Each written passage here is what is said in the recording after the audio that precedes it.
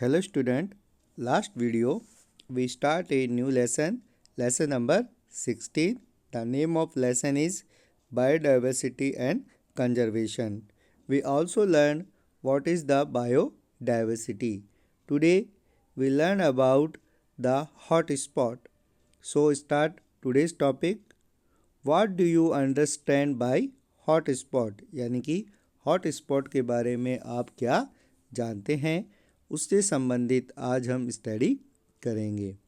Some area are richer in species than other. हम देखते हैं कि कुछ जो ऐसे क्षेत्र होते हैं जो प्रजातियों में अधिक समृद्ध होते हैं, जो अदर जो एरियाज़ होते हैं उनसे कुछ ज़्यादा वहाँ पे जीव जंतु पाए जाते हैं। Area rich in species diversity are called hot spot of diversity, यानी कि जहाँ प्रजातियों की भिन्नता जो पाई जाती है उसे हम हॉट स्पॉट डाइवर्सिटी भी कहते हैं। Hot spot are defined according to their vegetation, यानी कि जो हॉट स्पॉट होता है उसे उसकी वनस्पति के अनुसार परिभाषित किया जाता है। वेजिटेशन मानी जो नेचुरल वेजिटेशन होती है, जो प्राकृतिक वनस्पति होती है, उसके अकॉर्डिंग हम हॉट स्पॉट को डिफाइन करते हैं। Plant are important because these reminded the primary productivity of the ecosystem. जो प्लांट होते हैं यानी कि जो पेड़ पौधे होते हैं वो बहुत ही महत्वपूर्ण माने जाते हैं, क्योंकि वह जो इकोसिस्टम होता है यानी कि जो पारिस्थितिक तंत्र होता है उसमें प्राथमिक उत्पादकता को निर्धारित करते हैं। यानी कि प्राइमरी प्रोडक्टिविटी, जो प्लांट होते हैं वो प्राइमरी प्रोडक्टिविटी को डिसाइड करते हैं। मोस्ट बट नॉट ऑल, जो प्लांट होते हैं वो मोस्ट होते हैं यानी कि बहुत आवश्यक होते हैं, बट नॉट ऑल यानी कि सब कुछ वही नहीं होते हैं। उसके अलावा भी कई ऐसी चीज़ें हैं जो इकोसिस्टम को डेवलप करती हैं। Of the hot spot really on species rich ecosystem of food, firewood, cropland and income for timber. यानी कि अगर हम देखें तो जो भोजन जो होता है हॉट स्पॉट में जो होता है फूड, यानी कि भोजन, जलाऊ लकड़ी, फसल के लिए प्रजातियों से समृद्ध परितंत्र पर निर्भर करते हैं। इसके अंदर हम अगर देखा जाए तो in Madagascar of example about 85% of the plant and animal are found nowhere else in the world। अगर हम देखें तो उदाहरण के लिए हम देखेंगे कि जो मेडागास्कर है में लगभग 85% यानी कि 85% प्लांट एंड एनिमल पेड़ पौधे दुनिया में और कहीं नहीं पाए जाते, वो ओनली मेडागास्कर में ही पाए जाते हैं। उसके अलावा दुनिया में कहीं और वो नहीं मिलते। तो इस तरीके के जो एरियाज़ होते हैं उन्हें हम हॉट स्पॉट कहते हैं, जहाँ पर केवल जो वैरायटी है वो केवल वहीं मिलती है, उसके अलावा और कहीं नहीं मिलती। तो जो हॉट स्पॉट को अगर हम कहें तो जो अगर हम देखें तो कई जो एरियाज़ होते हैं वहाँ पे बायोडाइवर्सिटी जो अदर एरियाज़ से बहुत ज़्यादा हमें देखने को मिलती है। तो जो ऐसे एरियाज़ होते हैं जहाँ पे बायोडाइवर्सिटी हमें का लेवल बहुत हाई होता है उसे हम हॉट स्पॉट कहते हैं। Discuss briefly the importance of animal to humankind, यानी कि अब हम जो यह पढ़ेंगे कि किस तरीके से जो एनिमल्स होते हैं, जो पशु होते हैं, जानवर होते हैं, वो मनुष्य के लिए किस तरीके से महत्वपूर्ण होते हैं। The earth is ecosystem and the creature are all deeply connected.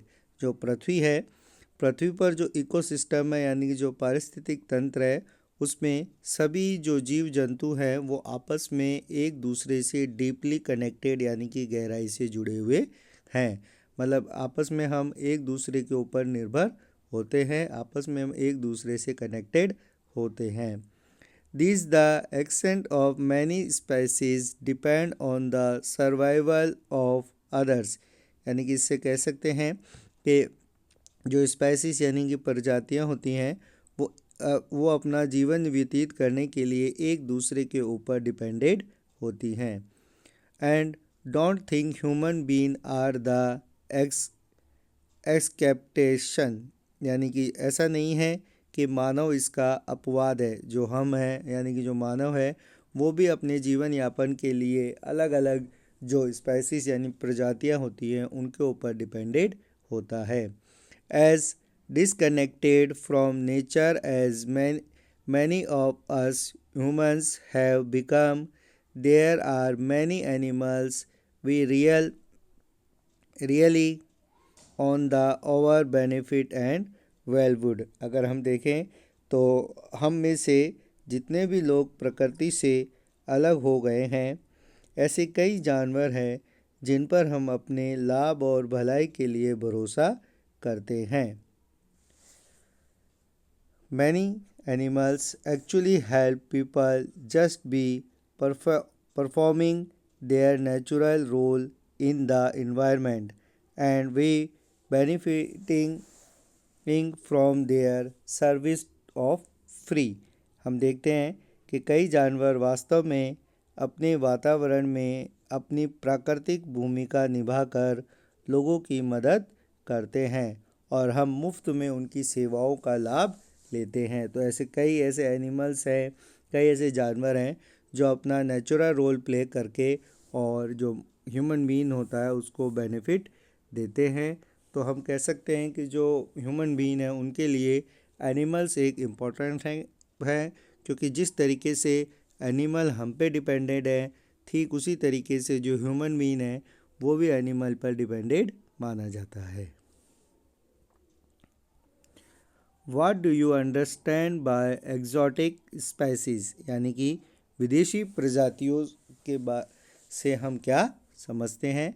So we learn the exotic species, the species which are not the natural inhabitant of the local habitat but are introduced into the system।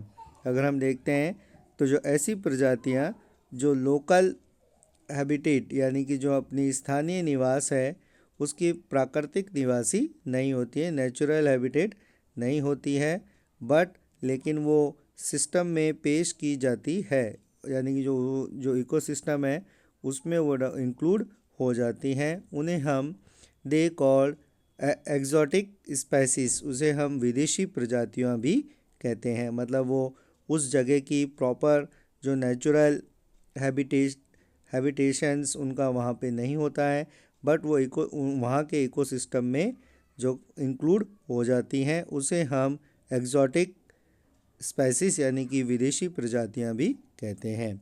They are many example when a natural biotic community of the ecosystem suffered extensive damage because of the inclusions of exotic species। हम देखते हैं कि ऐसे कई उदाहरण हैं जब विदेशी प्रजातियों की शुरुआत के कारण जो पारिस्थितिक तंत्र है, जो हमारा इकोसिस्टम है, एक नेचुरल जो कम्युनिटी होती है, नेचुरल बायोटिक कम्युनिटी यानी प्राकृतिक जीव समुदाय को व्यापक उससे डैमेज यानी कि क्षति पहुंचती है। इट मीन्स जब जो विदेशी प्रजातियां हम इकोसिस्टम में किसी जगह के इकोसिस्टम में जो इंक्लूड हो जाती हैं तो वहाँ की जो नेचुरल बायोटिक कम्युनिटी है उसे वहाँ उससे डैमेज होता है। During the last few decade some animal like tigers, elephant, rhinos, crocodiles, minks and bird were hunting mercilessly by protectors of their honk, trunks, hinds इटिस। जैसा कि पिछले कुछ दशकों के दौरान जो बाघ है, हाथी है, गैंडा है, मगरमच्छ है, मंक है और जो पक्षी जैसे कुछ जानवरों को उनके सींग, टास्क, खाल आदि के लिए शिकारियों द्वारा निर्दयता से उनका शिकार किया जाता है। It has resulted in the rehanding the content type of organism as endangered categories। इसके परिणाम स्वरूप कुछ प्रकार के जीवों को लुप्तप्राय श्रेणी में प्रस्तुत किया गया है। मतलब वो अब कई ऐसे जो जीव हैं, कई ऐसे जो एनिमल्स हैं जो अब हमें दिखाई नहीं देते हैं, क्योंकि उनका जो हंटिंग यानी कि उनका जो शिकार किया जाता है उसके कारण वह जो इकोसिस्टम है उसका वो भी डिसबैलेंसेस देखने को मिलता है।